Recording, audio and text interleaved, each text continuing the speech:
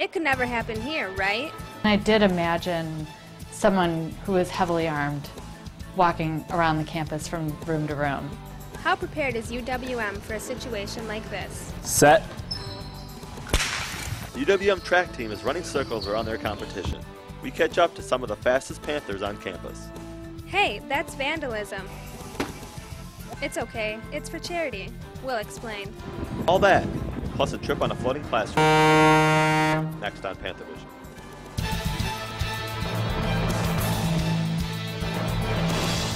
From the University of Wisconsin-Milwaukee, this is UWM Panthervision. A weekly newscast reported, written, and produced by students in the Department of Journalism and Mass Communication.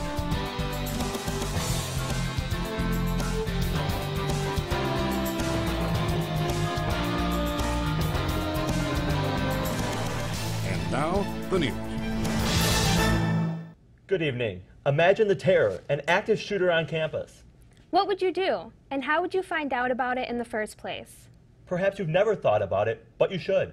Because as Panthervision investigative reporter Chris Berg tells us, there are some holes in UWM's active shooter procedures.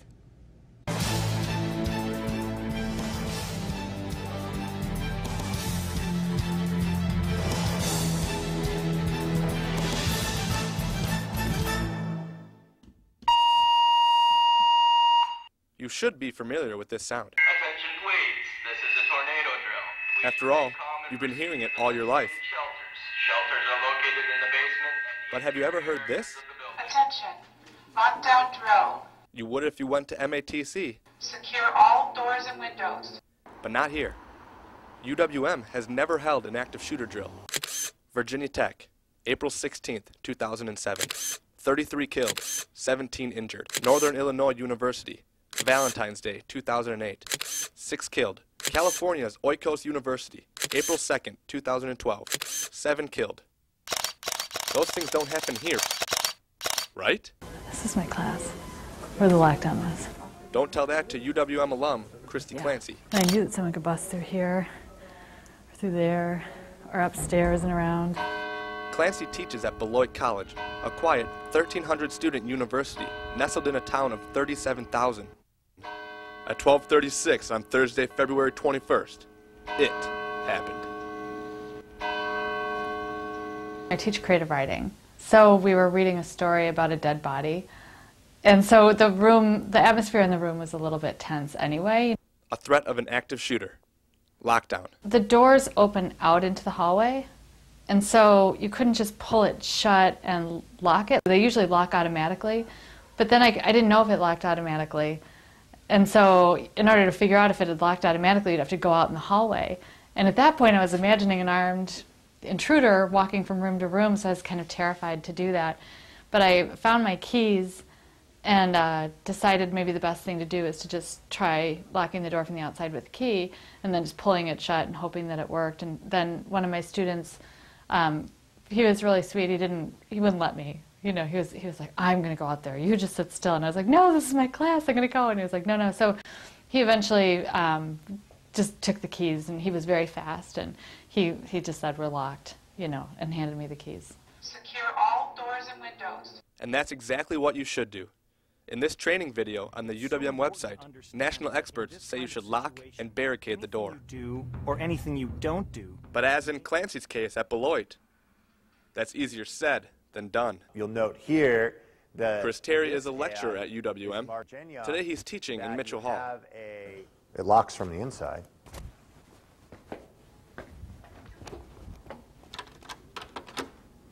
Well, not this one. Most instructors don't have keys to the general use classrooms on campus. And while some doors can be locked without a key, many can't. And how do you barricade a door that opens out? With their door safely locked, Clancy and her students hid under their desks. And I did imagine someone who was heavily armed walking around the campus from room to room. And I just wanted our room to look like it wasn't worth going in, that there wouldn't be anything there. Huddled in the darkness, some students began to cry. They sent texts to their parents telling them they loved them, using the same phones that alerted them to the threat. I am very strict about texting, so they're not supposed to have their phones out, but one of my students looked up and said, I just got a text that said to take cover immediately. If it weren't for that text, they might never have known they were in danger. UWM has the same kind of system. It's called Safe Alert, safety awareness for everyone. It's a program where you have to opt in, and it will alert you to any serious situations on campus by your cell phone or your email address. But only 4,500 out of 30,000 students, 15%, are signed up. So how many of you are signed up for the UWM Safe Alert system? 1, 2, 3, 4. And what if the 4 in this class were absent or forgot their cell phones? There could be an active shooter situation and you wouldn't know about it. Secure all doors and windows. A mere 3 miles away, Milwaukee Area Technical College has an answer to that problem. MATC has a campus-wide lockdown drill every semester. An alert is made through a speaker system to every building on campus simultaneously. Attention, the emergency has passed. All clear. Resume normal activities. UWM police can override the speaker system in the union at any time, but there's no capability to broadcast an announcement in the other 38 buildings on campus. There's a new campus mass notification system being installed, but those speakers are all outside, not inside the building. Stay away from the university area. Traffic Unfortunately, school shootings are not new. riding a bicycle has been shot. The modern era of violent school attacks began with a sniper in a bell tower at the University of Texas in 1966. 15 people were killed. This is a warning to the citizens of Austin. What is new is the alarming increase in frequency. There have been 387 attacks on college campuses since 1992, and 30 of them since the 2007 Virginia Tech massacre. Snipers have become a fixture of American life. In the 47 years since that University of Texas shooting, technology has skyrocketed. Yet in the days of instant communication, alerting people of a crisis is still a problem. For the first 18-20 minutes when we didn't know what was going on, you just imagine the worst case scenario. You truly do. And we were also desperate for information that we were all looking on our phones and the internet and everything was all clogged, trying to just find information.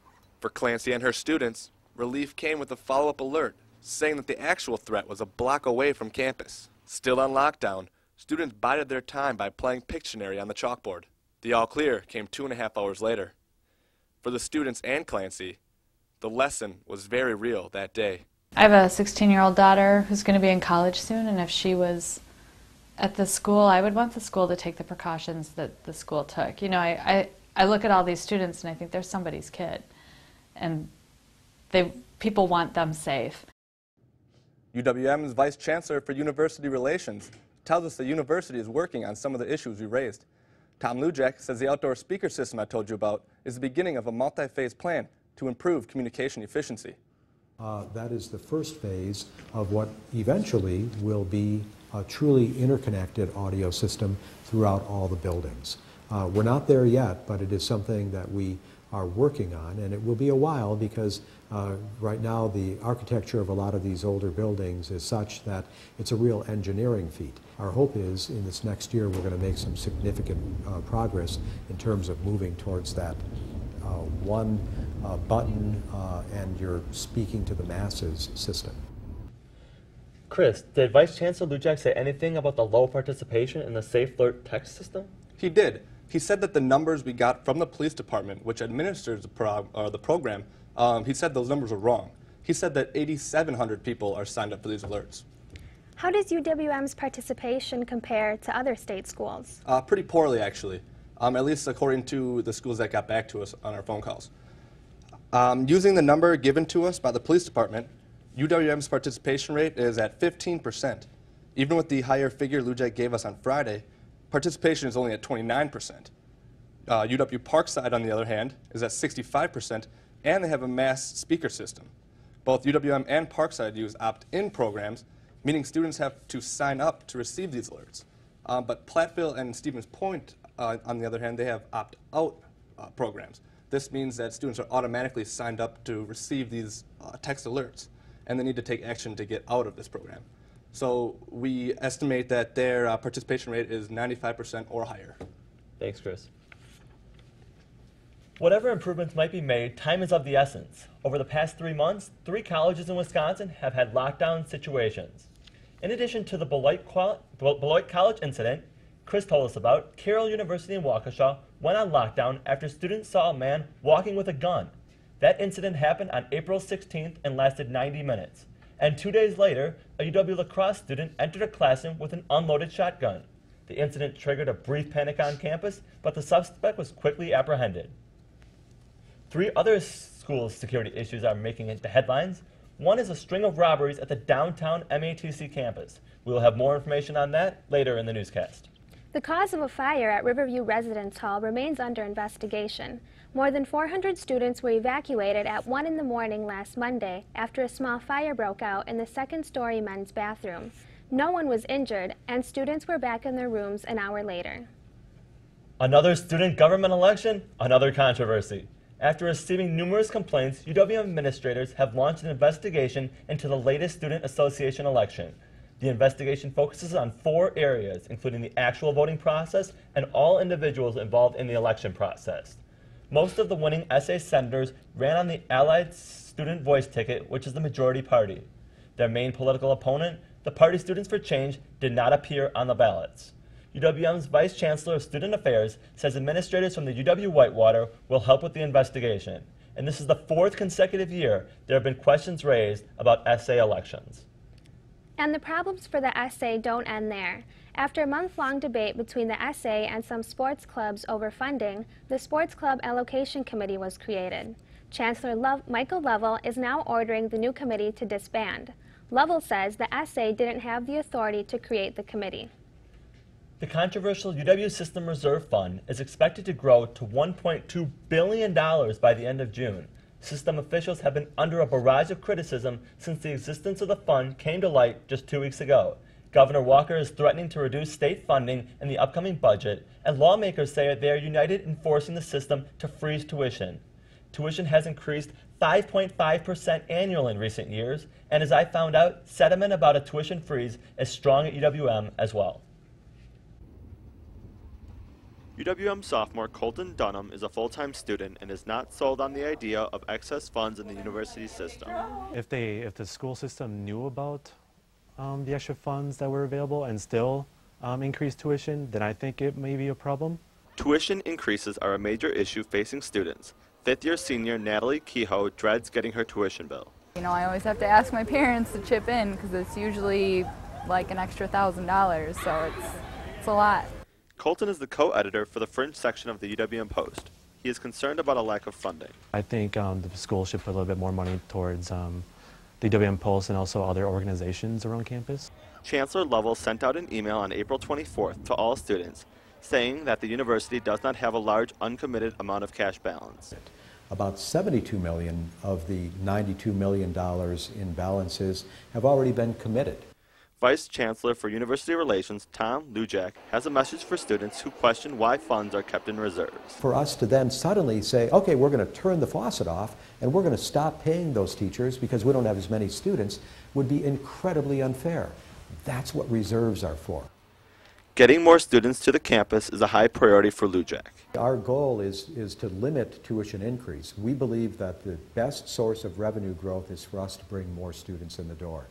Colton just hopes that his tuition does not spike in the upcoming semesters. In Milwaukee, I'm Howard Sapiro for Panthervision. UWM has about $92 million in reserve. 72 of that will be spent on building renovation. The rest is budgeted to improve campus services such as Wi-Fi and hiring more staff. Up next, we'll take you for a ride on a floating classroom. And a smashing car for charity. That and more when we come back. UWM students are smashing cars to pieces in Spates Plaza. The kids will tell you it's a riot, but it's for a good cause. Panthervision's James Ashcroft has the details. With the wind blowing and music playing, students were lining up on Tuesday afternoon in Spates Plaza. Was there a new DJ in town? No. The brothers of Sigma Chi were doing fundraising efforts for their charity week. And the entire week, we're just donating money to charity. And the brothers decided that vandalism was the best way to raise money for charity. One of the brothers just thought it'd be a good idea, and everyone kind of jumped on board. That idea? Smashing up a car. We found a pretty not great shaped car on Craigslist, so we decided to get it. Students paid $1 for one smash, or $5 for 3, as the Sigma Chi brothers raised money for the UWM Scholarship Fund and Huntsman Cancer Foundation.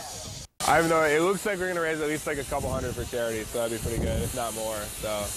Even Beauty was getting involved with hitting a beast. I've actually never smashed something before. I'm not some crazy criminal, but... Kirsten Gonzalez, 2013's Miss Milwaukee, was even flexing her muscles in the charity event. It was really fun. I've never get to smash a car every day, so... The fundraising wasn't the only charitable act that was taking place. Milwaukee Fire Department were on hand, helping to promote their message. Yeah, we want the message of safe driving, whether that's drinking and driving, underage drinking. We certainly don't want any of that. After the car had been pounded, and pounded again, the fire department pulled out the boys' toys and tore off the roof. Usually, we cut apart as much as necessary to get the victim out. So sometimes it's as easy as just popping the door. With the car in pieces, it should leave a lasting image for all. Don't drink and drive. In Milwaukee, I'm James Ashcroft for Panthervision. Isn't the only cancer fundraiser at UWM. Every year, the school holds its Relay for Life event, and the school recently agreed to partner with the Milwaukee Bucks for a variety of fundraising activities. While some students smash things at Spates Plaza, others are building things. Along with the preliminary work on Merrill Hall, the construction outside of Andaris Hall has students taking a detour. The Peck School of the Arts is getting a facelift right now, too. The money for all of these projects comes from the Wisconsin State Legislature, which in 2009 approved $240 million for UWM to upgrade and expand the campus. If you have a UWM school email, you may have taken the bait in the most recent phishing attempt. That's because this particular phishing attempt came from what looks like a UWM email address. The hackers tell students that the UWM email system is being upgraded and that they must verify their account by logging into a particular website. Do not log into that web address. It's an attempt by hackers to get your username and password. UWM administrators say that if you have followed the instructions on the bogus email, you should change your email password immediately. Milwaukee Area Technical College is being sued over a collective bargaining agreement. A conservative public interest law firm says the school's negotiation of new contracts for union-represented faculty violates Act 10. That's the law that eliminated collective bargaining for state employees. The Wisconsin Institute for Law and Liberty is the group filing suit. Union leaders and MATC representatives say the lawsuit is frivolous. 2 UWM journalism students are national award winners. Caitlin Sharkey and Jordan Johansson are being honored by the Society of Professional Journalists. The organization's Mark of Excellence Awards named Johansson a national finalist in the online feature category, and Sharkey's work was honored as the national winner in the online sports reporting category. Her story, called Fields Apart, examined the contrast between city and suburban high school football programs. There were more than 4,600 entries in the competition. Students from Harvard, Yale, and the Cronkite School of Journalism are also among the national winners. Both Sharkey and Johansson are former Panthervision reporters and producers. So Sarah, we've had a little bit of improvement on the weather here. We are looking at a great upturn because we're finally seeing summer temperatures at a perfect time because it is the end of the semester. So couldn't ask for better timing on that. As we can see, the fountain is turned back on. We're seeing students all over campus laying around enjoying the sun as we are heading into the final weeks of the semester here. People studying, enjoying, again, that warm, warm temperature, even playing a cello. As we look into the week headlines, we're going to see this week a cool lake breeze, and it's going to cool temperatures here in Milwaukee a little bit more than other places in the state. We are going to see plenty of sunshine, though, luckily, but we are going to see a chance of showers possibly on Wednesday evening and Thursday. As we look at our current conditions today, we have sunshine, and temperatures this morning are looking around 49 degrees and a dew point of 39 degrees. And for the rest of today, that sunshine is going to luckily stick around for the rest of the day, and a high of 62 degrees and luckily no precipitation. As we look into the lows from overnight. Rhinelander at 40 degrees, Eau Claire at 41. As we look into the highs, we're looking at a big difference here. 62 in Milwaukee only today. Again, those lake breezes are going to make a big difference instead of the temperatures inland. 72 in Rhinelander, Eau Claire at 71, La Crosse 71, and Madison 74, over 10 degrees warmer than here in Milwaukee. As we look into tonight, we see clear skies and a low of 46 degrees tonight, and that wind is coming from the north at 5 to 10 miles per hour. But as we look into tomorrow, that wind is going to switch around halfway through the day and come from the east instead at 10 miles per hour. We are going to see again sunshine and a high of 61. And on Wednesday again, more sunshine and a high of 61 again, and a low of 50, and those winds are going to become calm. For the rest of the week, we're looking at partly sunny skies on Thursday with a high of 62. On Friday, those clouds are going to move in, and we're going to see a high of 57, and those temperatures starting to decrease in the weekend with a high of 57 and 54 on Sunday. So that's weather for this week. Not very excited about temperatures moving back down, but hopefully they'll pick back up by next week. The sun helps. It's good the sun's out, so that warms things up a little bit at least. A little bit at least, yeah. Thanks, Sarah, very much. A UW-Madison alum is the new head of the National Weather Service. Louis Ossolini earned his doctorate in meteorology at Madison more than 40 years ago. Ossolini has co-authored a book that the Wall Street Journal called the gold standard for weather reference books. He's well known in the industry as the expert in computer modeling and winter weather. Ossolini takes over a troubled agency. Congressional accusations of budget mismanagement led to the abrupt retirement of the agency's previous director. A growing department at UWM is bringing area high school students to a much more open classroom. Panthervision's Samantha Nash has the story. Odell Chalmers and his Quiz Bowl teammates are on a 3-hour tour. Eventually freshwater is going to be our future since there's not much freshwater reserves out in the world. They are learning about water conductivity in the Milwaukee Harbor. I plan on going to UWM for freshwater science, and then I'm going to take freshwater science to either marine biology or micro-marine biology. Under construction miles from the main UWM campus, the School of Freshwater Sciences seems easy to overlook. We can be a little bit of a loose cannon. But their biggest classroom is pretty hard to miss. The School of Freshwater Sciences is a brand new school on the UWM campus. It started in 2009. The former Center for Great Lakes Studies is one of the smallest schools at UWM. It's a little bit different, but it also keeps us more closely knit with each other. We're like a tight-knit family here. Although the school only offers postgraduate degrees, they are working to catch the interest of young scientists. That's an ongoing issue for us. We need to expand our recruitment efforts. For Chalmers, Milwaukee is an ideal place to learn. It's the only school in Wisconsin that I know of that has freshwater science and another marine biology program, which is really nice. Chalmers and his teammates study the biology of the Great Lakes, water-related chemistry, and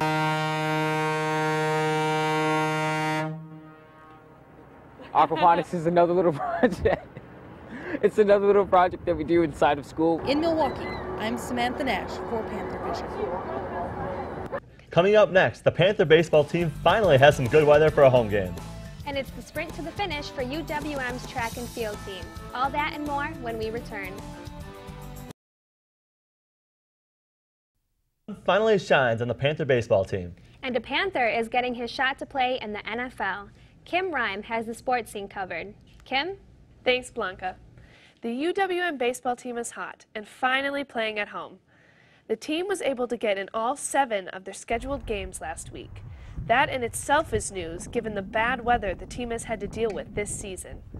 On Wednesday, the Panthers took a brief hiatus from conference play, taking on Chicago State. Henry Aaron Field was ready for action, and the Panthers rallied to win the game 4-3. That game was part of their 8-game winning streak and pushes the team above 20 wins on the season.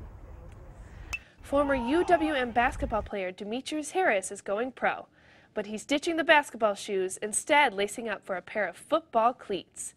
The 6'6" power forward has signed with the Kansas City Chiefs as an undrafted free agent. Harris will be playing tight end. He'll hope to follow in the footsteps of legendary Chief Tony Gonzalez, who also played basketball in college. The Panthers are celebrating a great outing at the Track and Field Horizon League Championships in Ypsilanti, Michigan. The men placed first overall, and the women placed third in the final standings. And as I found out, preparation for these track stars isn't all fun and games. On your marks. Coach Eric Kramer may look like he's joking, Set. but the students on the UWM track and field team aren't just playing around. Push. Push. The track and field athletes are in the final stretch of training for the upcoming Outdoor League Championships. The men come in as the reigning champions since 2004, and the women have finished in the top two since 1998, giving the team high hopes going into the event. Very exciting, definitely excited for this weekend. On paper, things look tight, so we'll see what happens. With 82 students on the team competing in 19 events, individual time with the coach is valuable for athletes like Samia Taylor. Patient, patient. There you go. The senior long and triple jumper is spending time practicing her approaches to get to nationals for the second time. It was exciting. I never thought my sophomore year I'd be going to nationals. Looking to join her at nationals from the men's team is Trinidad and Tobago native Darrell Busby. He says he feels the team is ready coming off the Drake relays last weekend. And the performance of the guys, it's sort of like, yeah, we're on the right path to, to do well this weekend. Busby was the lead runner of the team that won the hurdle shuttle relay event. He was the lead-off leg, so he got us out to a great lead at the Drake relays.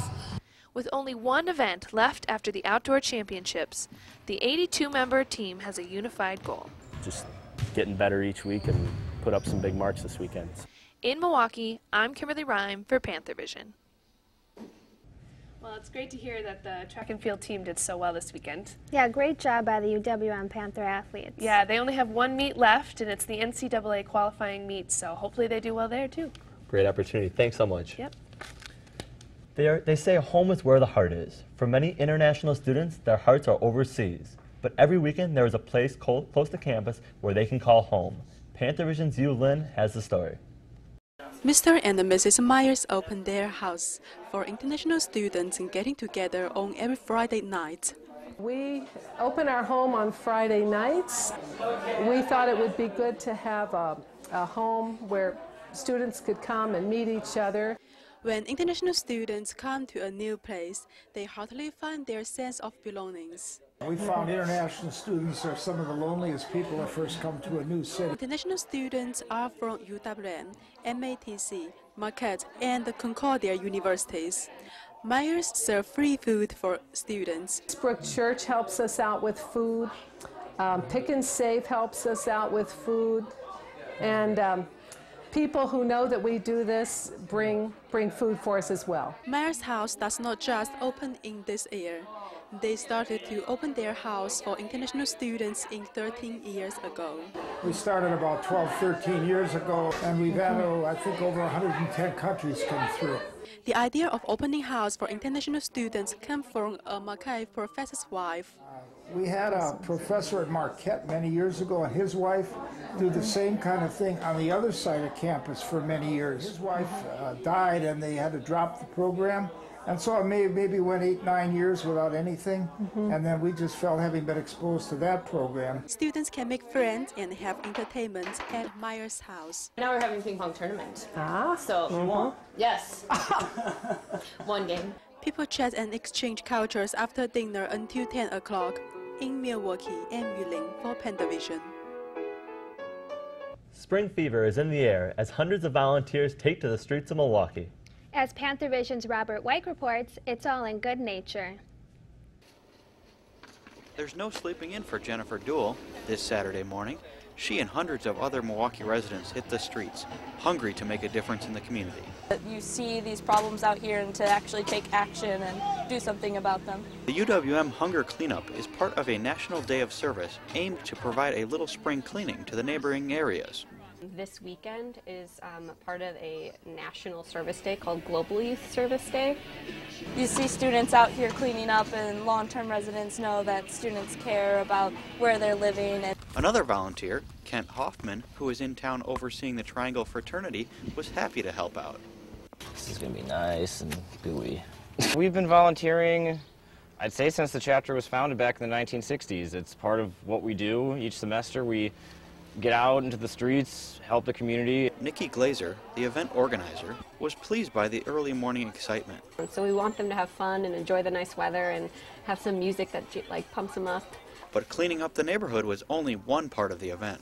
We have about 90 older adult homes in the local Milwaukee area that we have sent volunteers to. Because of UWM's residential location, Nikki says it's important that the school has a good relationship with the neighborhood. We live here too, and we want to make it beautiful and a great place to live. In Milwaukee, I'm Robert Wyke for Panthervision. Thank you for joining us tonight. You can watch us on Time Warner Channel 14 and AT&T UVerse Channel 99 at 5 o'clock on Wednesdays and Fridays. This is our final newscast of the spring semester. We'll be back in the fall. We'd like to thank the second-year television and video production students at MATC. They do all the studio work for the newscast and make us look good each week. Thanks for watching and have a great summer.